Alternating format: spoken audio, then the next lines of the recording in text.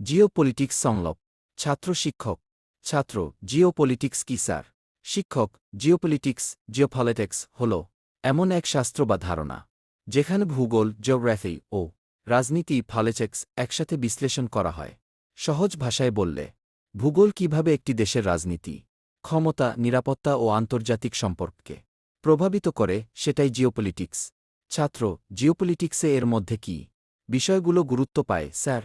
শিক্ষক দেশের ভৌগোলিক অবস্থান, সমুদ্রপথ, সীমান্ত, পাহাড়, নদী, প্রাকৃতিক সম্পদ, তেল, গ্যাস, পানি, খনিজ, বন্দর ও সামুদ্রিক পথ, সামরিক কৌশল ও নিরাপত্তা, আন্তর্জাতিক জোট ও শত্রুতা।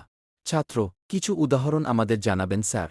শিক্ষক যেমন ধরো যুদ্ধ হয়েছিল, মধ্যপ্রাচ্যে যুদ্ধ বেশি হয় কারণ সেখানে তেল সম্পদ ও গুরুত্বপূর্ণ। সমুদ্রপথ আছে, ইউক্রেন গুরুত্বপূর্ণ কারণ এটি ইউরোপ ও রাশিয়ার মাঝখানে কৌশলগত অবস্থানে।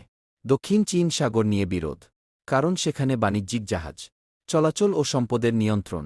সংক্ষেপে, জিওপলিটিক্স সমান ভূগোল, ক্ষমতার রাজনীতি। ছাত্র আপনাকে অসংখ্য ধন্যবাদ স্যার।